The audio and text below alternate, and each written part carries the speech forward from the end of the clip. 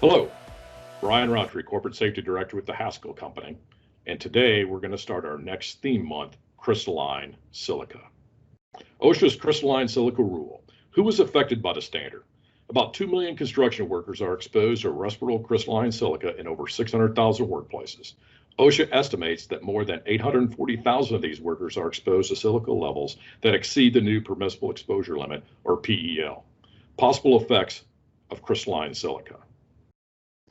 Exposure to respirable crystalline silica can cause silicosis, lung cancer, other respiratory diseases, and kidney disease. Exposure can occur during common construction tasks such as using masonry saws, grinders, drills, jackhammers, and handheld power chipping tools, operating vehicle-mounted drilling rigs, milling rigs, and using heavy equipment for demolition or certain other tasks.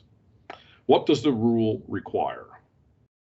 The standard requires employers to limit workers' exposure to respirable crystalline silica and to take other steps to protect workers. The standard provides alternatives.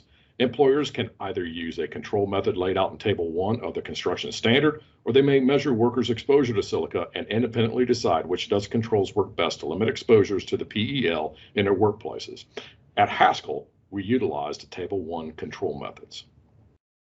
Regardless of which exposure control method is used, all construction employers covered by the standard are required to 1. Establish and implement a written exposure control plan that identifies tasks that involve exposure and methods used to protect workers, including procedures to restrict access to work areas where high exposures may occur.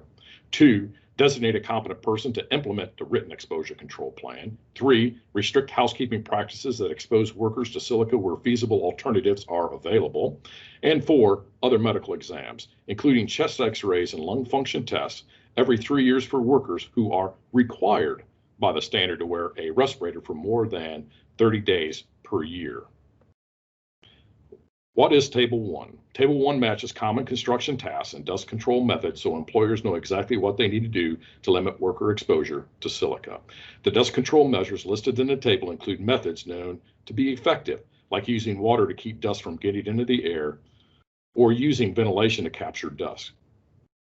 In some operations, respirators may also be needed. Employers who follow Table 1 correctly are not required to measure workers' exposure to silica and are not subject to the PEL. Alternative control methods. Employers who do not use control methods in Table 1 must measure the amount of silica that workers are exposed to in the air if they are at or above the action level of 25 micrograms of silica per cubic meter of air averaged over an 8-hour day. Protect workers from respirable crystalline silica exposure above the permissible exposure limits of 50 parts per million averaged over an 8-hour day. Use dust control methods to protect workers from silica exposure above the PEL and provide respirators to workers when dust control methods cannot limit the exposure to the PEL. Remember, if you have any questions about your safety, please contact your supervisor or your assigned safety manager. And remember, if you have to choose people.